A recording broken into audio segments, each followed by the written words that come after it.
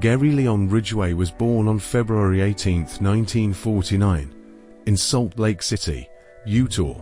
Raised in a dysfunctional household, Ridgway experienced a turbulent childhood marked by his mother's dominance and his father's anger towards sex workers. This environment played a significant role in shaping his disturbed psyche.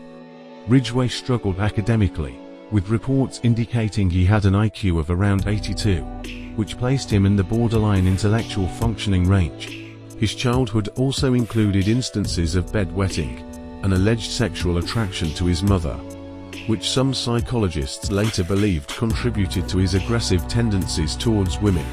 At the age of 16, Ridgway committed his first known violent act when he stabbed a young boy in the woods, leaving the victim with lifelong physical and emotional scars. This incident hinted at the violent impulses that would manifest more severely later in his life. After high school, Ridgway enlisted in the Navy, where he served for a short time before being discharged in 1971. During his time in the Navy, he frequented sex workers, a habit he continued upon his return to civilian life. Ridgway's spree of murders began in the early 1980s and continued through the 1990s, although his first known victims date back to 1982.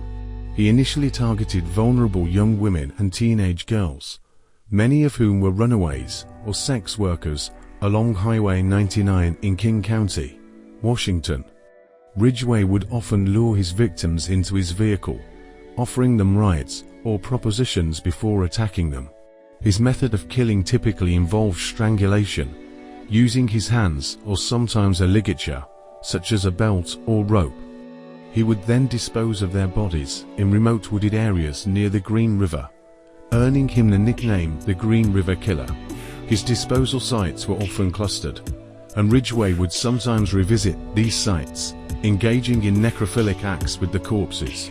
This grotesque pattern made it difficult for investigators to establish a clear timeline of the murders, as many of the bodies were discovered long after their deaths, sometimes decomposed beyond recognition. The Green River killings sparked widespread panic in the Seattle area, prompting one of the largest and most expensive investigations in U.S. history. Law enforcement officials from multiple agencies, including the FBI, worked tirelessly to identify the perpetrator.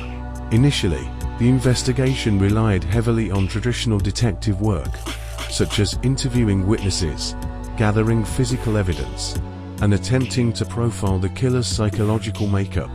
In the mid-1980s, the task force investigating the murders sought the assistance of renowned serial killer Ted Bundy, who was imprisoned at the time. Bundy provided insights into the potential mindset of the killer, suggesting that Ridgway might revisit the bodies. This advice proved accurate, but still did not immediately lead to Ridgway's capture. 4 years, Ridgway evaded arrest despite being questioned several times by police. In 1983, he even passed a polygraph test, which falsely cleared him as a suspect.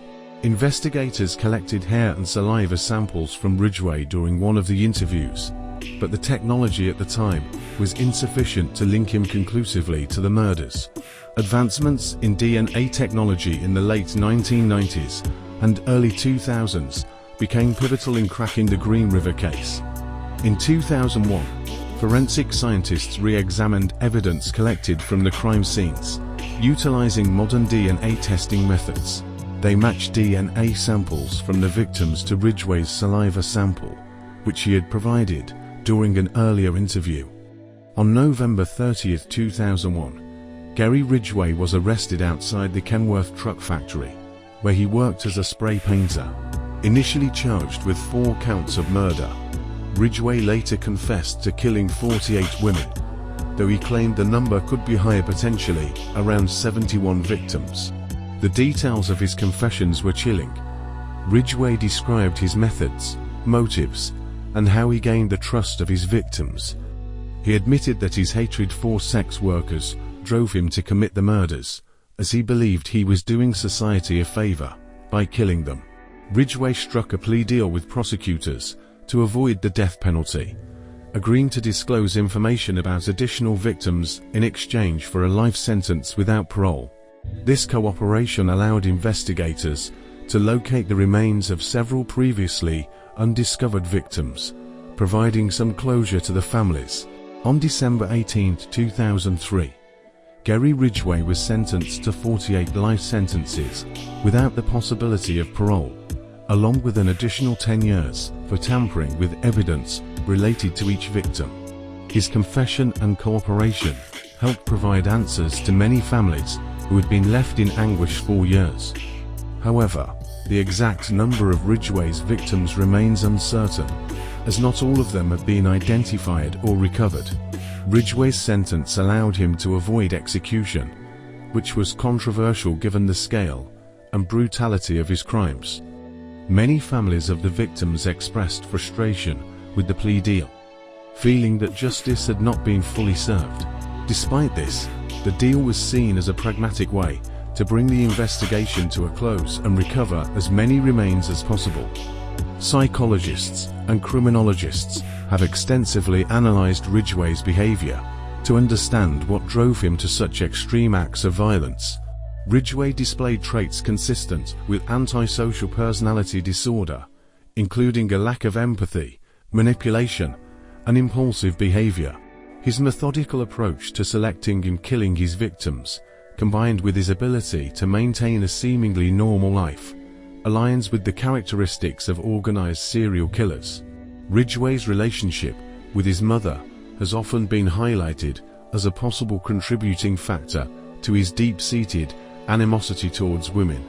His desire to dominate and control his victims, coupled with his belief that he was cleaning up the streets, further illustrates the twisted rationalizations he used to justify his actions. Yet, despite his confessions and the wealth of psychological theories, the exact roots of Ridgway's violent behavior remain a topic of debate among experts. Since his conviction, Gary Ridgway has been serving his sentence at the Washington State Penitentiary in Walla Walla. He remains one of the most prolific serial killers in American history, surpassing other infamous figures like Ted Bundy and John Wayne Gacy in terms of confirmed victims.